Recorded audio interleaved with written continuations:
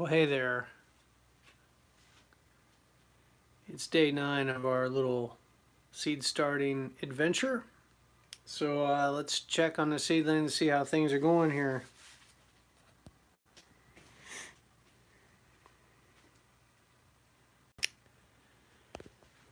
Overall, pretty good. Just got, or just finished hitting them with a little bit of that 433 BioThrive liquid fertilizer.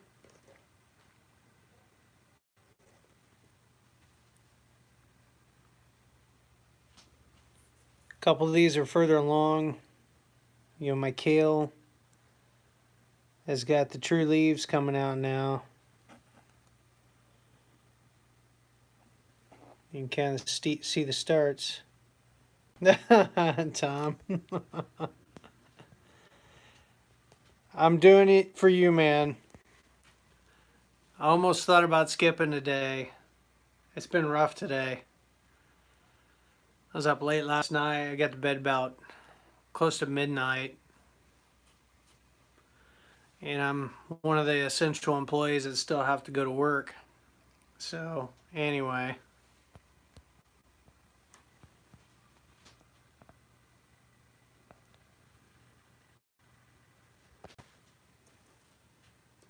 As you can see, everything's kind of relaxed out. Again, the issue 2 nights ago was my little heat probe wasn't in the pot. It had slipped out, and so basically the mat was kind of cooking my seedlings and stressing them out. So if you get, experience that where the leaves are kind of starting to curl in on themselves, that's what that is. Well, that's awesome, man. You got the ability to work from home. Is that because you quit your job or because they finally realized that you are more productive at home? Or was it a little safety thing? Let's get it up on the tripod here.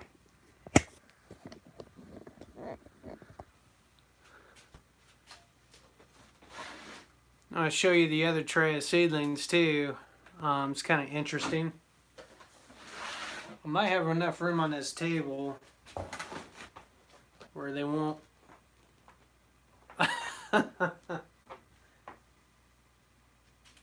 I'm sure there's people doing that, taking advantage of the situation for sure.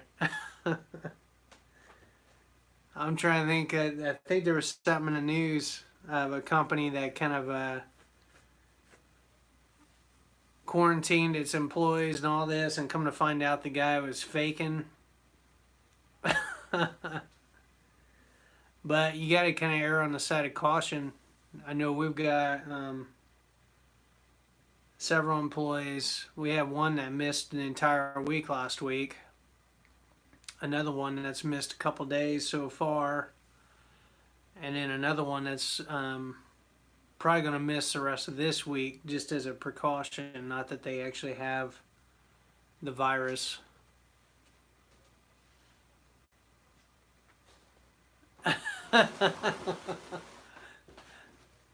That's funny.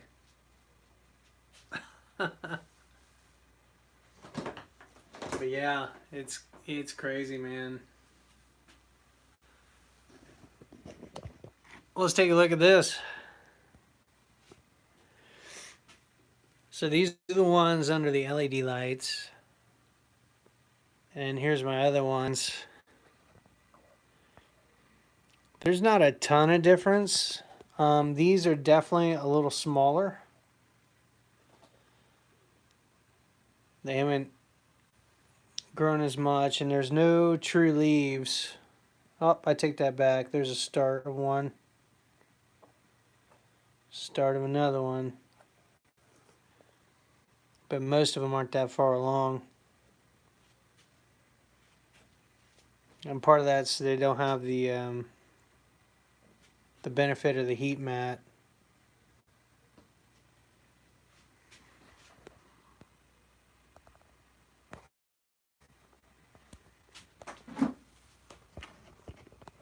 Yeah, tomorrow one of my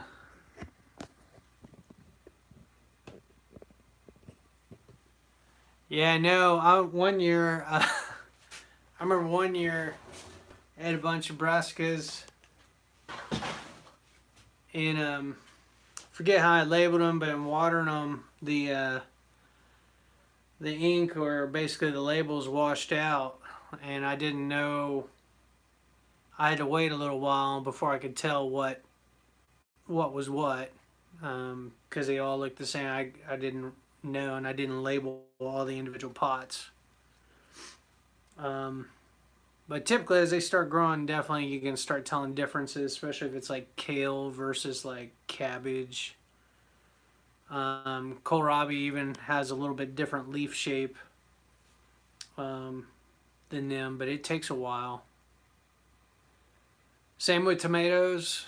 Um, I've maybe once messed those up a little bit where, the only way you can tell that part is like potato leaf versus like non potato leaf. But even at that, there's so many varieties it makes it difficult to tell. But yeah, things are going good. Maybe this weekend I'll give them. Well, I think it's supposed to be bad weather this weekend. I probably won't be putting anything outside.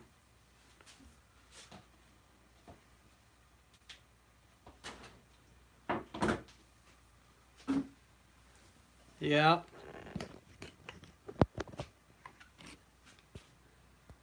I should be getting those seeds probably next week.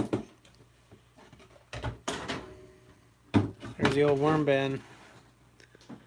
Look at that right on the top. There's some little cocoon, wormy cocoon. There's also mites, which isn't necessarily a bad thing. They're kind of the cleanup crew and get the stuff that the worms don't get. Here's another pod. Man, they've been laying eggs like crazy.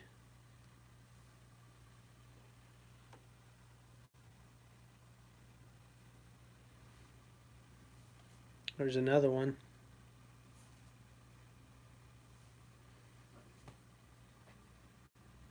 That one looks like it's about to hatch. There's something sticking out of the end there.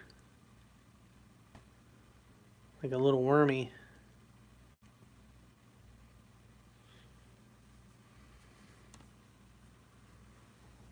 Another one. It looks like they've been sliming around a little bit.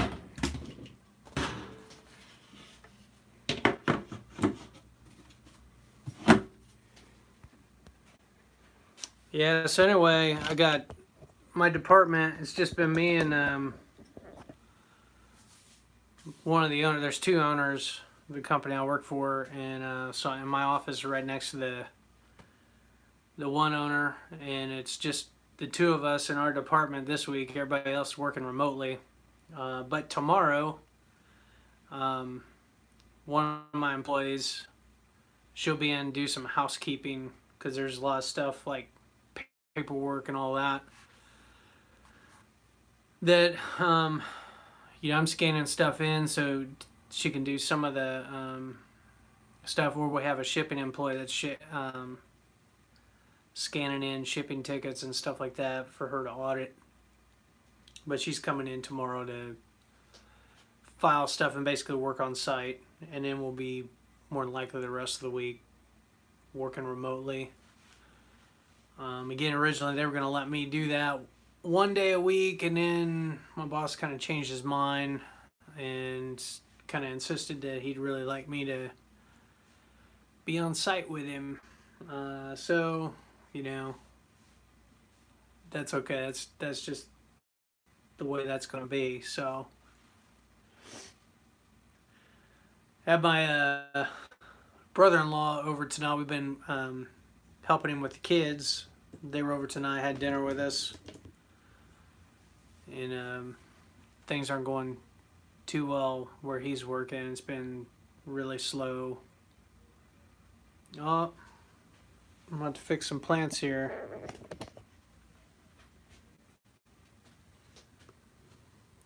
Got two that are kind of droopy.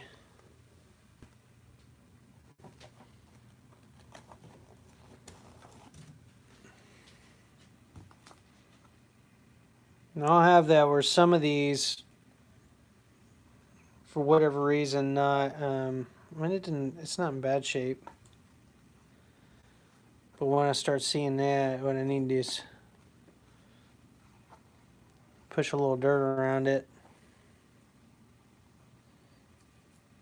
Try to firm that up a little bit.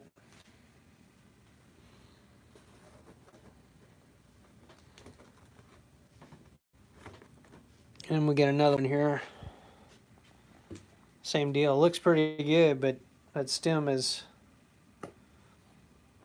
a little tender yet. So we're just going to push some of this potting mix around it.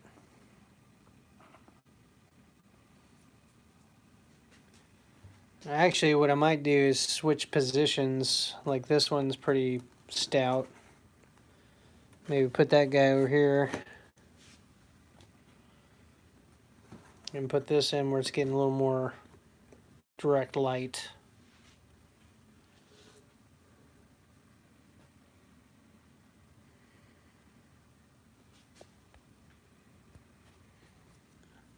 Sometimes what I can do, especially in potting them up, is just try to bury the stem. If it's got a weak stem, try to bury it up to the leaves, and then it, and fertilizer and whatnot, and then it grows, and sometimes will come out of that, sometimes not. Just depends. So you working on any cars over at your place right now? I know you had that Nissan.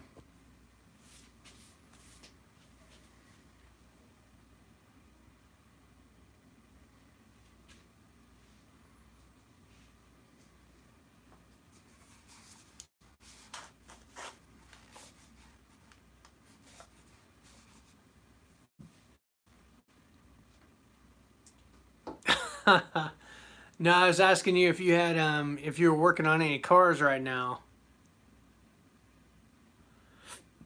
or if you're all caught up.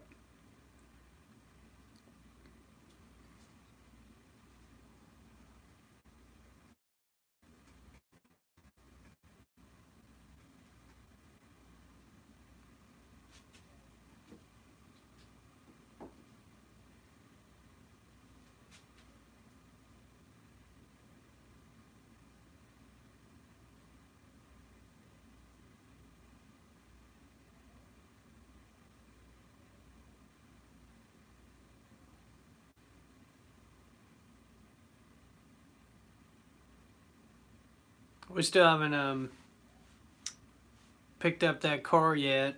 With the BMV being closed and all of that, there's not any rush really. But when we get it, I'll try to bring it over, have you take a look, see what you think. Um, does run pretty good. I guess the transmission on it actually had been recently replaced like 2 years ago. The timing belt, this Acura that I called you about, what was that, 2 weeks ago, whatever. So transmission recently replaced, timing belt replaced. Basically, all the maintenance has been kept up on it, and it was actually shifting okay. I ended up having it in the sport gear, where you had to kind of do like a little manual was off to the left instead of going down to drive 4 off to the right because it's got a sport shifter or whatever. Once I got yeah. Once we figured it out, it was driving fine. It's got a pretty nice radio in it that's you can hook the iPhone up to it and all that.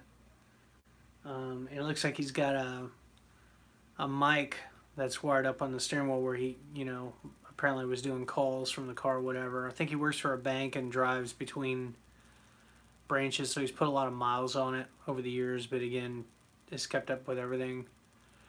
There's a set of 4 struts. I think he replaced the front two, but the back set, I guess they sell them in, how he explained it, he had to get them all. He didn't get around to installing the back set, but all the parts are there. He opened the trunk, showed me. So anyway, I think my daughter's getting a deal, getting a little upgrade, and then the little red car is going to go to her sister, who's finished driver's ed this past winter and can get her license. We're holding off, kind of wait till this summer, but once she gets her license, then she'll have something she can scoot around. The other thing too that's nice with those cars being so old, the insurance is going to be pretty cheap because we're gonna keep them in our name rather than put them in the girls' names, just to keep the rates low until they get a little older, or, can afford. Well, actually, they can't afford it right now. They're going to be helping us a little bit on insurance. So they're making like $13 an hour now at this assisted living place, and it's pretty good money for a teenager. I think when I started working years ago, minimum wage was like $4.15 or $4.27 or something. I forget. I remember it's $4 and some change, though. It wasn't very much at all, But at the same time, the cost of living, I mean, things didn't cost near as much. Really? Huh. $19.40 an hour. That's pretty good money for like, a grocery job. Speaking of which, I went to Kroger's tonight. The store's been packed for, last couple weeks or whatever. Huh.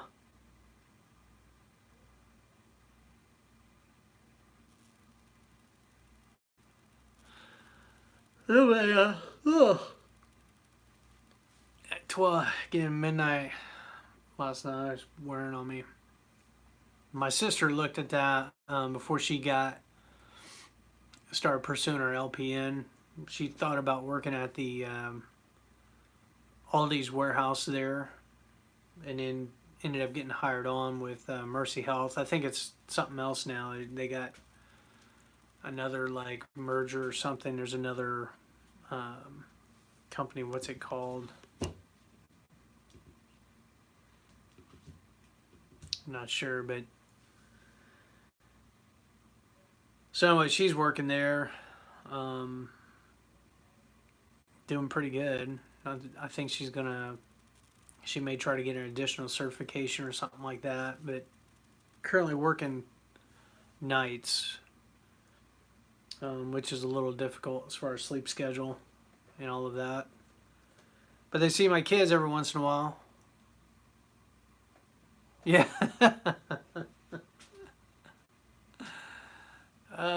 Shoot. Yeah, my daughter's there in the cafeteria. They serve food, and actually, well, I guess when all that stuff broke out, they got it set where they're really not seating those people down in a dining hall. They're making them stay in their rooms. So they're preparing the food and all of that, working in the kitchen, and then getting the meals ready. But as far as actually serving people in the dining hall, from what I understand, they got strict rules on that, not letting the residents go down there or whatever. At least that's what they told me the last time I talked to them, like a week ago. They got signage up too. I guess a lot of these people, they're not even allowed to see anyone, like have visitors, unless they or immediate family or something, and they have to sign a waiver.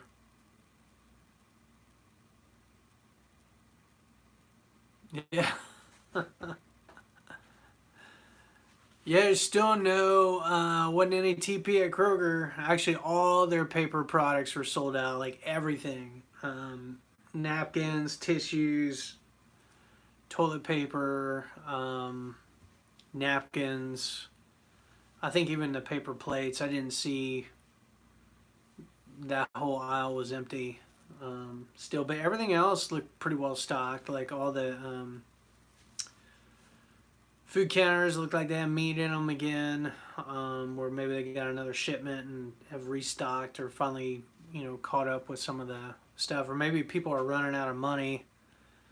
After spending gobs and gobs stocking up, they have no need to shop anymore, at least for a little while.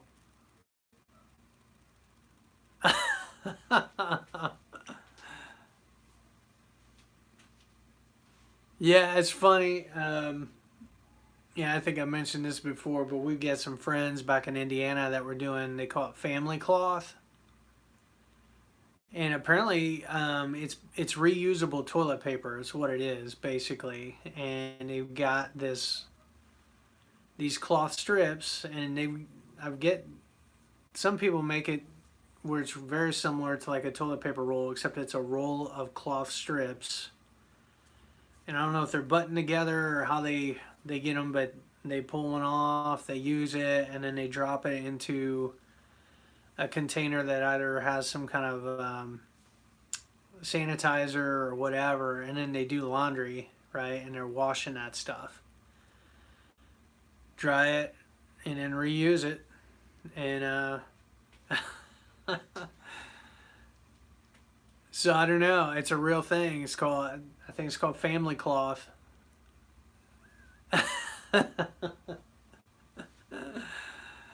Yeah.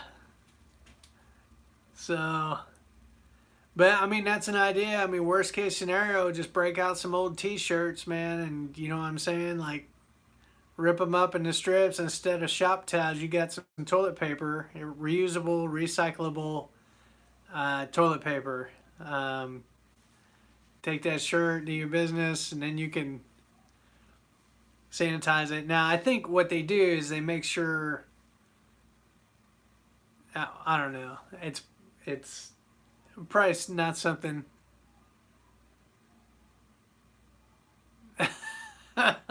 Yeah. Uh,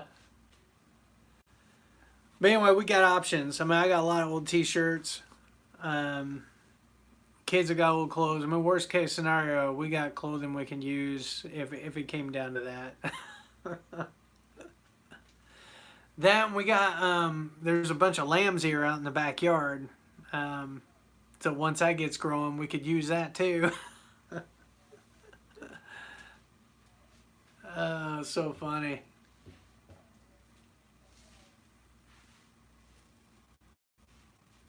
I'm gonna try to get out to if the weather's not too bad this weekend. I am gonna try to get out to Dad's house. It's been tough. He's kind of going stir crazy, and it's only been I think one day that he actually, yeah. We tried to get rid of all the poison ivy this last year. We had some growing underneath the deck, and I got gloves on and stuff because I'm allergic to it. Not as bad as I used to be, but anyway, we tried pulling all those kind of reddish vines out, and then bagged them up in the trash, threw them away. Tried to use weed killer on the stuff that was towards the back of the yard because the stuff does spread, and I don't know, just trying to get rid of it. I usually end up getting something during the summer because we're mowing grass, a couple different lawns and stuff, and usually weed eating. I'll get somehow, some way, I get something on my legs. Yeah, I saw something a while back where you can order. It's it's not like the vinegar that you see in the store, but it's a higher concentration. and basically people use it as a natural like herbicide or whatnot, where it will kill plants because it will shock their root zones or do something to where it kills them, and they'll wither up. There's a channel I watch every once in a while. It's called I Am Organic Gardening. I think that's a guy out in New Jersey who does like a no-till farm and stuff like that. I think that's what he uses. He sells a lot of stuff to cancer patients and people that don't want to eat like traditionally grown food, but want something that's completely free of like fertilizers, chemicals. He doesn't fertilize either. He has a city or the county or whatever brings leaves in from a state park or something that's nearby, and so he'll literally get load after load, and they actually pay him to be able to dump the leaves on his farm, and they'll literally bring them in and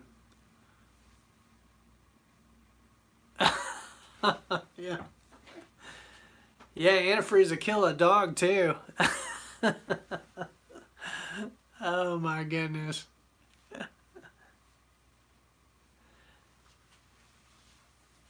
The other thing I thought be kind of neat to have a little flamethrower like weed device. There's another channel, Neversink Farm. He's developed all these products, and one of them is this flame weeder or whatever that you basically just hook a tank of like grill gas, LP to it or whatever, propane, and then wheel that thing on wherever you want to kill the stuff. And as long as like you see the leaves kind of wilt down, that's a sign you've mortally wounded the plant, like it's gonna die. Yeah. Typically way around here, I got a couple of little weeding tools, and have the kids try to motivate them to help me. We'll dig weeds out, if we can get a start.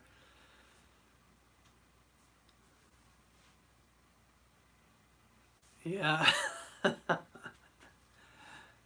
The other thing I've seen people do is the tarps, the silage tarps or whatever, or newspaper, cardboard, to smother weeds and stuff like that. And I did that one year out at when we were still in Indiana, and had a garden at our friend's house about a mile away.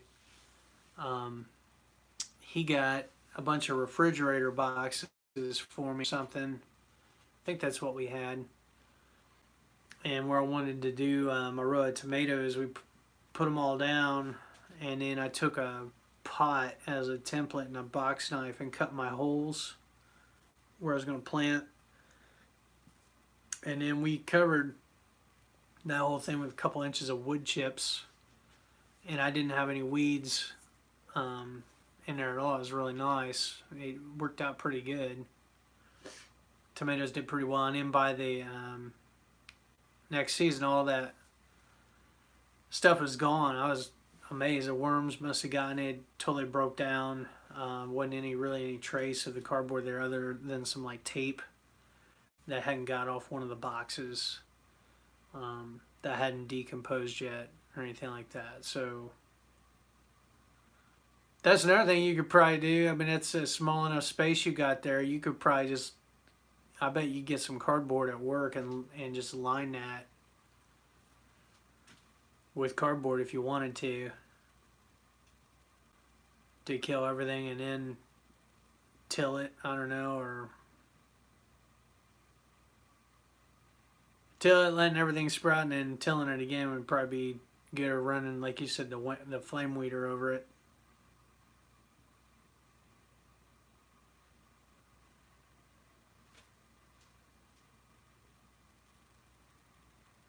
Seeing those boxes reminds me, now that I got enough Pro Mix, I should really start those and get some lettuce going here soon. Maybe I'll move my worm bin because that could free up that bench there to give that some thought. Do some butter crunch this year. Got some stuff back over here. I don't know if these seeds are still good. We didn't get around to planting them last year.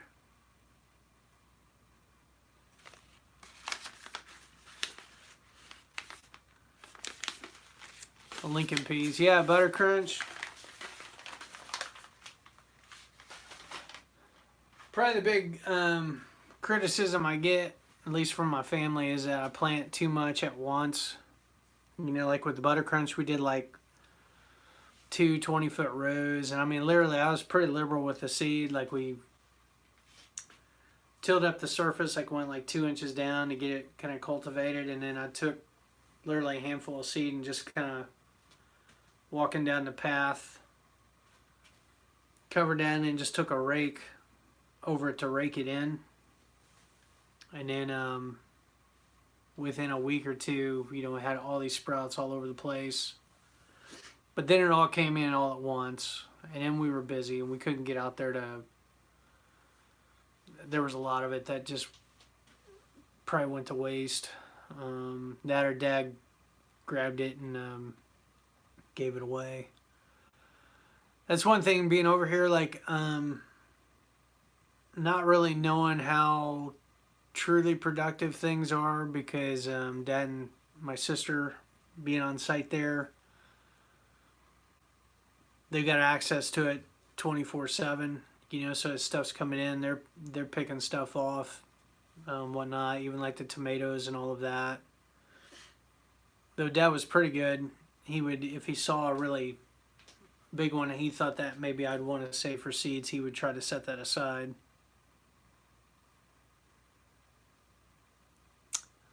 Some Wise, is it W-I-Z-E?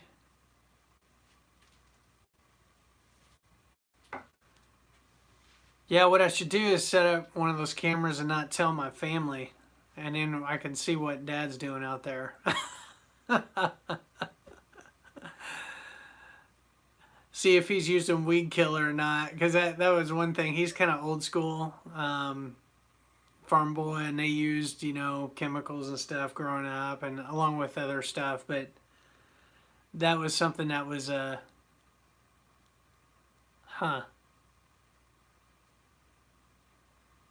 was something he struggled with, was when I told him, I was like, don't use that Roundup around the plants that we're growing here. Like, don't spray like the tomato patch. Don't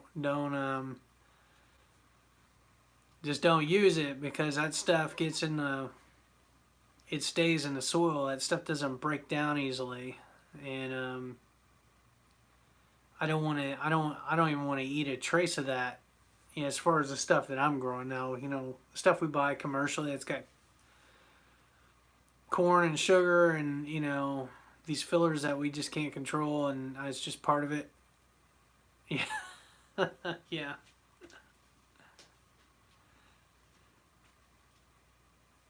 Well, growing up, he used to take the motor oil, like we'd change the oil in the cars and stuff. He did a lot of that stuff, and he would just pour it in the driveway. Just dump the oil out and get that rock kind of firmed up, make his own little asphalt.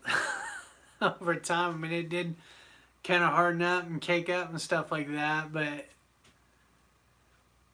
not recommended. Definitely not something that should be done, just, you know, because the motor oil's got chemicals and stuff.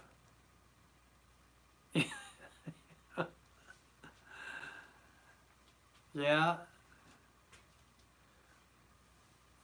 But there's some shops, like repair shops, that are dumping stuff in the sewer, you know. I remember talking to my brother-in-law that you know, dumping coolant, dumping you know, whatever. So who knows?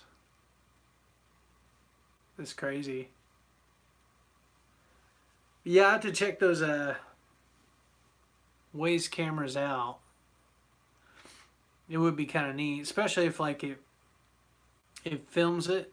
I don't know if it like keeps a so much of a record on a server or something that you could download, and then maybe I could speed up, like I could make a video or something, taking that, like exporting that file, if that's even possible.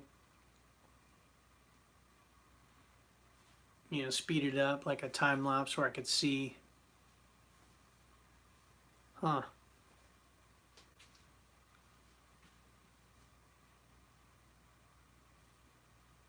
Yeah, I need to check that out.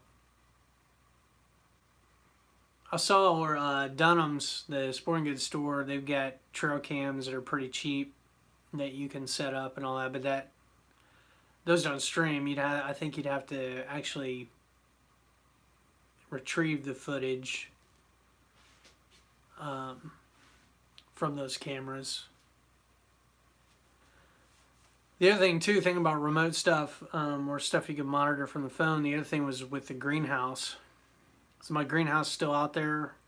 It's still doing, still looks pretty good. I need to clean it a little bit, but if I were to get stuff out there this spring, they sell the kind of those weather stations or digital thermometers where you can put it in there and you can log in to see kind of what's going on, whether things are getting too hot or too cold or whatnot.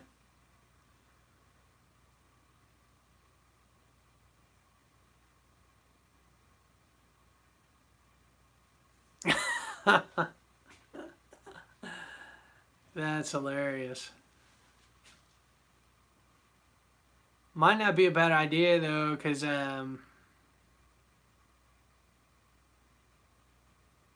know there's times like he's out there, on his own, whatever, doing whatever. It'd be kind of need to be able to check up on him, just make sure everything's okay. He had a couple dogs in this past winter. Basically, they both passed away. Actually, the one was a year ago, and then so it was last winter, and then this past fall was the timing of that. I remember he didn't want to take. It was a big dog. It was like a shepherd mix, and it's like winter, like February or something kind of ignorant. Anyway, I remember having to dig the hole in his yard, and the ground's hard, and it just wasn't very pleasant to get that all dug out. Because the vet took care of the dog, but then he retrieved the dog, and then we buried the dog there on site. So I would have probably just paid like the $100 or whatever it was to have the vet take care of it. Send the dog to the necropsy lab to figure out, whatnot or whatever. I had no. I have no sentimental or attachment.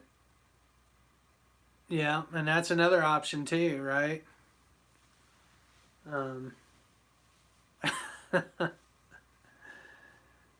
But he wanted to save the $100 or $150, whatever it was, and had we known, I'd probably been all for paying it and just taking care of it. But anyway, one project we're probably gonna have out there. Yeah. No, he don't want any cats. He had no desire there. Right now, my sister's dog. So my sister's still living there, and so he kind of dog sits during the day. It's a Yorkie Poo or whatever. It's a really smart dog, and kind of an alpha personality. Doesn't let other dogs boss her and stuff like that. But yeah, he didn't want any cats. That's no good. Well, he's got a couple of projects. We may do something this summer. He's got a Rubbermaid shed. It's a pretty big one that he's wanting to put up. He's got a couple barns already where he's got stuff stored in. He's got this one. I guess when Sears went out of business this past year, he got them like 50% off or whatever. He's actually got two kits, and one of them I think he's probably gonna start working on, maybe helping him with that, and then the other kit, if we end up staying here long term and working out a deal to buy the house we're in, or eventually find a place other than here where we've been renting, he's going to give me the other one to put up on site, as a storage deal. And we've got space in the backyard here if that's the way it goes down.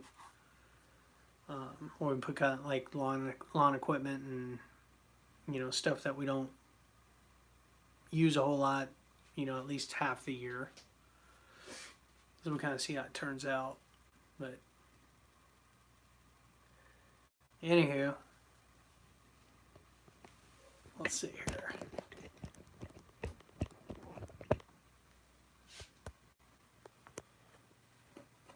One more thing, looking at these, pretty well bone dry. So I kind of have to assess by looking at the bottom. And it's still somewhat damp. So I think what I'm going to do,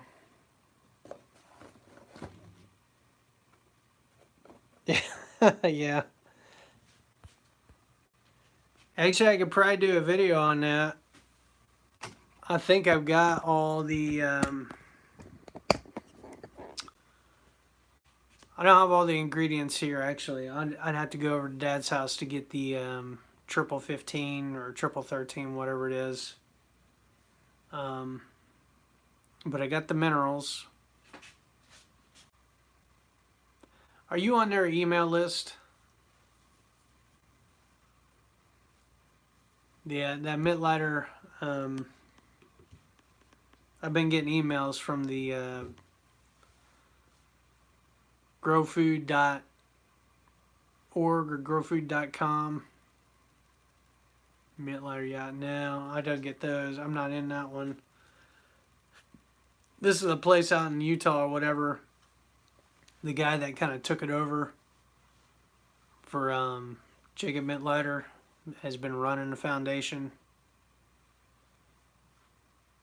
He's been sending like a, it's about, yeah, Jim Kennard. Oh, yeah? He didn't like how you were doing the method, huh?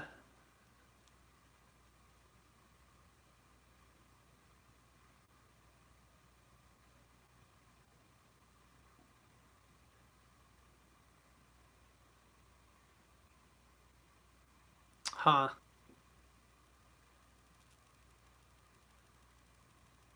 I don't see why you have a problem with it as long as you're buying his products. You know? And besides that, I mean, that stuff works in pretty much any condition. I mean, as long as you're applying it consistently and they're getting water and light, you pretty much grow, even though maybe your soil's not the best there. Well, I guess the first year moving over here, and I think I still have it as my promo video for the channel for anybody that comes by that's never been by my channel. That's the video they see. Is the promo was when I was over at your house at one time and you were giving me a tour of your boxes and stuff.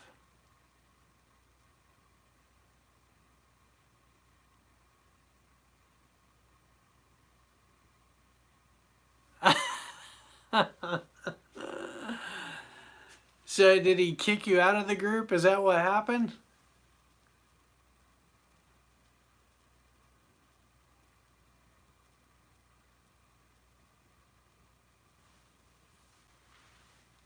You made Jim Kennard look bad, so he booted you from the group. Oh, if you read a while back, but a lot of those methods, I think Jim Kennard. Not that it matters really. I think he's a Mormon or whatnot. And I guess reading up on that, I guess they do a lot of prepping. Um, Mormon Church has like probably a huge stockpile of stuff because they believe they're going to be living through like end times and all that stuff. So like they have stocked up. Oh, Seventh Day Adventist. Okay, but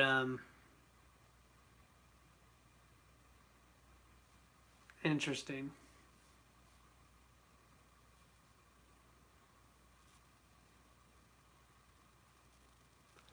I'd thought about going to his. Oh,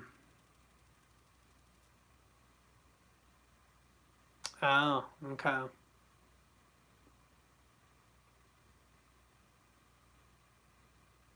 Well, now they got that Impossible Burger at Burger King.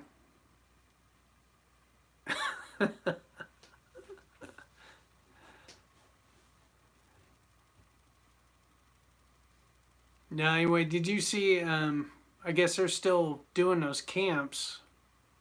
It's like a 1 week where they put you up, and then basically you work with them, like you do the method and actually build a garden and the structures and stuff. And it's a pretty intensive course. I don't know if oh, what's his name? He hasn't been on this platform for a long time now. LDS Prepper.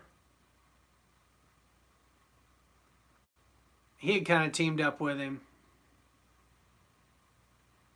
Yeah, I think it was like $700 to $1,000 or something. I forget how much. It depends which one you go to.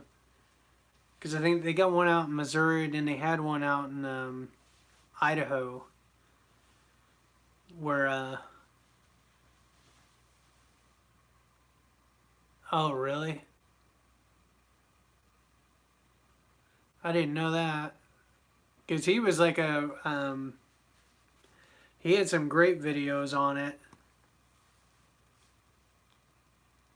It actually did partnered with him for a while. Was doing facilitating the courses where they had the two sites, the one out in Idaho where he lives, where Dave lives, and then Missouri where I think Jim Kennard's at. I didn't realize. How'd you find that out? Did somebody post that?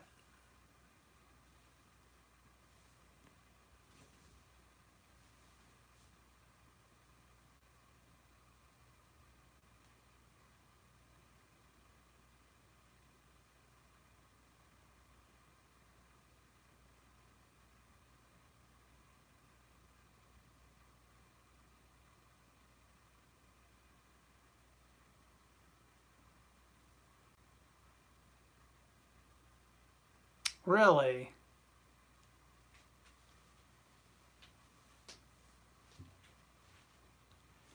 So did he ever tell you why he's not doing YouTube videos anymore? Because he's good at it. His videos were really good.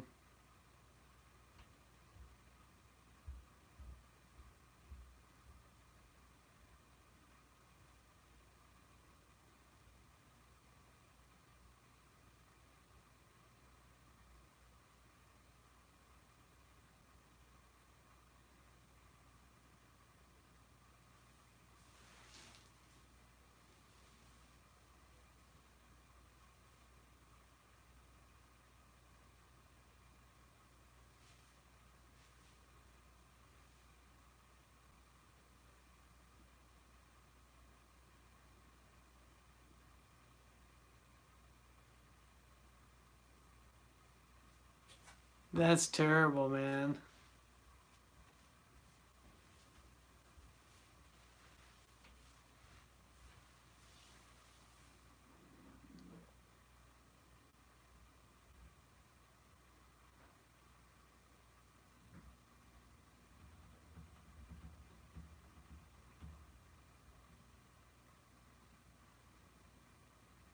Well, next time you talk to Dave, you need to encourage him to make some videos again. Because, I mean, he was doing like yeah, I was following all that. He had the geothermal project that he did. That was impressive. And basically had it all set up. I think he had the one built that was kind of like the demonstration, and he had an outdoor Mittleider demonstration garden, and then he was building another. I think he was in the process of building another high tunnel um, for the orchard stuff, the fruit trees. So I guess he got that done, huh?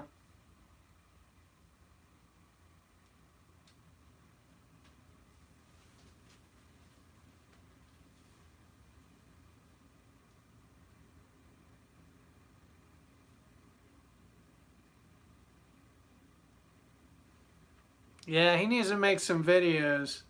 You need to tell him, next time you talk to him, you tell him that tell him he should get back to making some videos because they were good.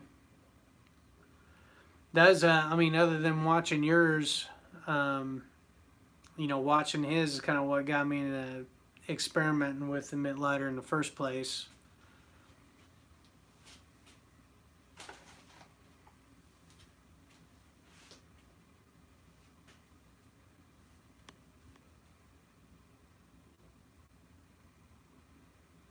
Yeah, it's easy. I mean, right now I'm enjoying it, and a lot of it's because I just don't care. I'm not, I don't not live streaming for money or anything like that. It's more just social interaction and kind of document what little stuff I'm doing. Um, it's fun. It's not a lot of pressure. I mean, if I don't want to make a video, I don't make a video. I think you're the same way. You go through spurts where putting a lot of stuff up and then get tired of it or you end up doing other things. Lately here it's been, again, kind of live streaming. I've been kind of lazy, not actually trying to put more effort into to making videos, but more just chit chat and talking about life and stuff.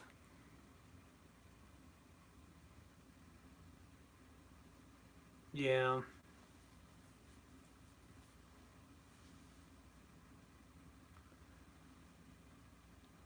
It's tough. Every once in a while, there's a few haters that'll drop by, um, and I just try to be nice to them. Like, well, hey, thanks for stopping by. Hope you find something else. Sorry you didn't like that. I hope there's something on the channel you like. That or just ignore them. And then, I'm small enough that basically that's about the extent of it. I don't have people like actively um, hating on the channel or hating the content and stuff like that.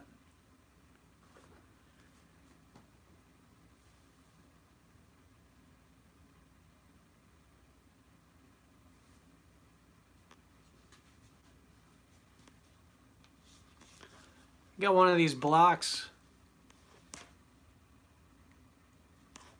It's pretty handy. Yeah. But I had I guess because, doing streams, if you stream, close to an hour, it pretty much drains the phone, at least, doing everything again like on an iPhone here. But this little battery pack has been great, What's great is I can charge it up at work, because I've got a power strip and a USB charger there, so I can charge it up at work with my laptop and everything else that's running, and then bring it home and I can run, you know, basically the phone off of it. Take it with me, so if I ever need, the power for an extended period of time, I forget how many times it will charge a phone. It's, yeah. Oh, shoot. I figure it's an even trade, because all the time that gets put in, that's after hours. Oh, shoot.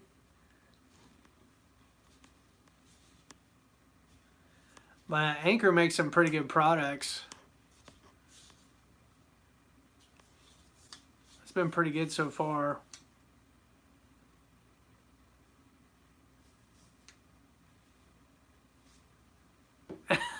Yeah. Yeah, our IT guys, they've been working a lot too. And um, my boss is letting them work remotely, as kind of a perk during this time, because a lot of what they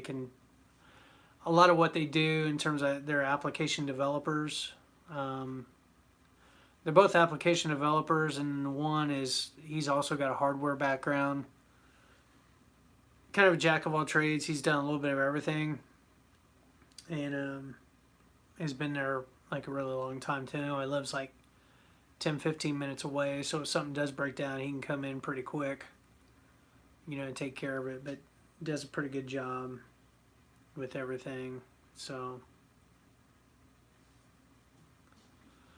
well, I can hear my kids running around upstairs, which means that it's probably getting close to time to get them situated. But it's been fun hanging out online.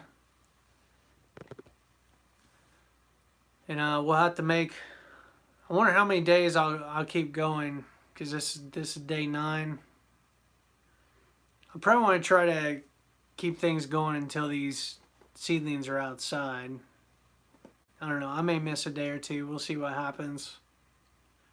But yeah,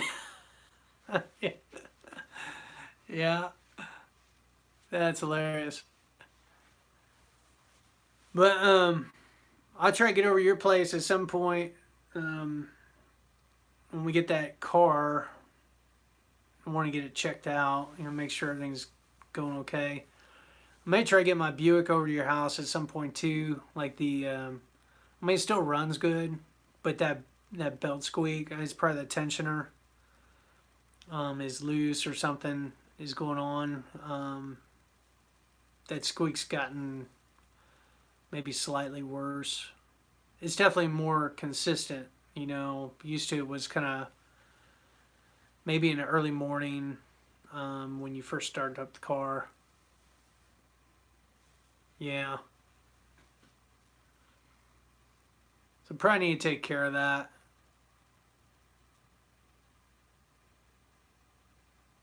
How much does that cost? I think the part's like, isn't it like $200 or something, or 150, or I don't know. I'm just throwing numbers out.